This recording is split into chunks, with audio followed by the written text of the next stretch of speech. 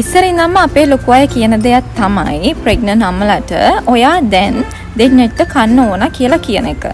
එහෙත් එහෙම දෙන්නෙක්ට කන්න ඕන කියලා දෙයක් නැහැ. ඔයා වැඩිපුර කැලරිස් 500ක් වැඩි වෙන විදිය කෑම ගත්තම හොඳටම ඇති. ඉතින් කොහොමද මේ කැලරිස් 500 වැඩි කරගන්නේ? ඒකට ඔයාට කරන්න පුළුවන් ඔයා ගන්න හැම කෑම වේලකටම එළවලුවක් ඒ වගේම පළතුරක් එකතු කරගන්න එක. දෙවෙනි එක හැම පැය දෙකකට තුනකට සැරයක් පොඩි පොඩි කෑම වේල් ගන්න. දැන් ඔයා ප්‍රෙග්නන්ට් නම් ඔයාට කලින් වගේ එකපාර බර කෑම ගොඩක් කන්න අපහසුයිනේ. ඉතින් ගන්න කෑම ප්‍රමාණයෙන් අඩුවට ඒ වගේම වේල් ගණන වැඩි කරගන්න. දැන් ඔයා උදේට කෑම ගන්නවා කියමුකෝ. ඉතින් කලින් වගේ නැතුව ප්‍රමාණය අඩු කරලා කන්න. ඊට පස්සේ පැය දෙකකට පස්සේ පුළුවන් ඇපල් ගෙඩියක් එහෙම නැත්නම් කෙසෙල් ගෙඩියක් කන්න. ඊට පස්සේ පැය දෙකකට තුනකට පස්සේ පුළුවන් සුප් එකක් බොන්න. මෙන්න මේ වගේ කොටස් වලට බෙදලා කෑම ගන්න පුළුවන්.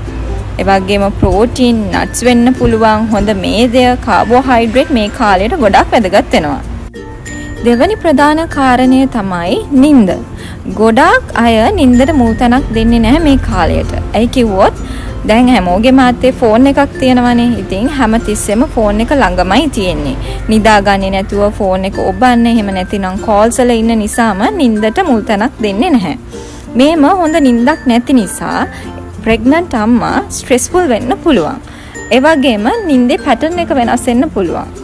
රෑට එයාලට නිදාගන්න බැරුව යනවා. දිගටම ෆෝන් එක බලන් ඉන්නවා. රෑට නිදාගන්නේ නැහැ.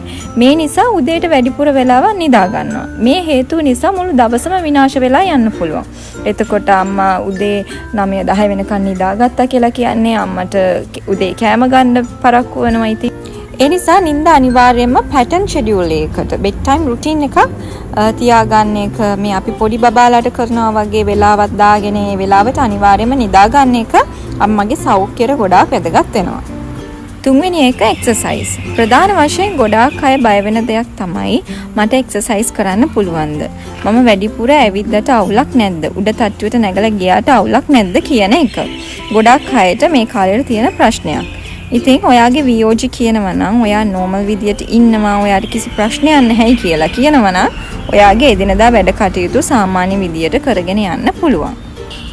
අඩුම ගානේ දවසට විනාඩි 15ක් 30ක් ඇවිදින්න. එක දිගට විනාඩි 30ක් ඇවිදින්න අමාරුයි නම් උදේට විනාඩි 15යි අවසර විනාඩි 15ක් වගේ ඇවිදින්න පුළුවන්. ඇවිදින එක විතරක් නෙමෙයි ඔයාට පහසුයි කියලා හිතන ඕනම දෙයක් කරන්න පුළුවන්. ඔයා කලින් යෝගා කරා නම් මේක කරගෙන යන්න පුළුවන්. ස්විමින් කරන්න කැමති නම් ස්විමින් කරන්න පුළුවන්. මේ දේවල් කරන එකෙන් ඔයා සතුටින් නම් ඔයාගේ හිත නිදහස් නම් ඒ දේවල් ගොඩාක් වැදගත් වෙනවා ඔයාගේ ප්‍රෙග්නන්සි එකට. හතරවෙනි එක තමයි ඕනමට වඩා බබාට දේවල් මිලදී ගන්න එක.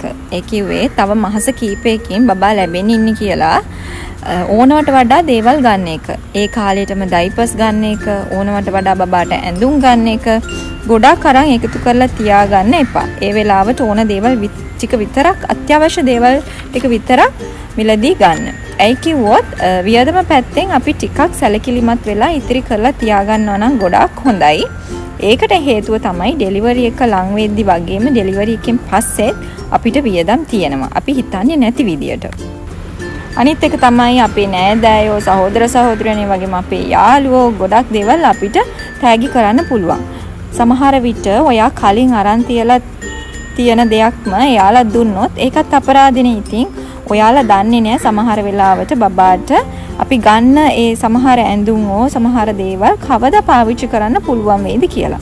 ඒ නිසා බබා හම්බුණාට පස්සේ අත්‍යවශ්‍යම දේවල් බබාට ඒ කාලයට පාවිච්චි කරන්න අත්‍යවශ්‍යම දේවල් ටිකක් විතරක් අරන් තියාගන්නවා නම් ඒක ඇත්තටම ගොඩක් හොඳ දෙයක්. ගත්ම දේ තමයි ඕනවට වඩා බෙහෙත් අරන් තියාගන්න එපා. ඇයි කිව්වොත් හැම බෙහෙතකම කල් ඉක්ුත් වෙන දවසක් තියෙනවා. ඉතින් ඔයාලා ස්ටොක් කරලා තියාගන්න යනවා නම් ඇත්තටම දන්නේ නැහැ කවදාද ඒක කල් ඉක්ුත් වෙන්නේ කියලා. ඉතින් ප්‍රෙග්නන්ට් එකට පස්සේ ඩෙලිවරි එකෙන් පස්සේ ඇත්තටම අම්මා කෙනෙක් කාර්යබහුල වෙනවා. ඊට පස්සේ කවදාද ඒක එක්ස්පයර් වෙන්නේ කියලා බල ඉන්න බැහැනේ. ඉතින් නිකන් අපරාධ ඒක නාස්ති වෙනවා. ඒක කල් ඉක්ුත් වෙන්නේ කවදාද කියලා දන්නේ නැහැ. ඒක නිසා ප්‍රමාණයට වඩා බෙහෙත් අරන් තියාගන්න එක කරන්න එපා. හදිසියට අවශ්‍ය වෙන බෙහෙත් විතරක් අරන් තියාගන්න.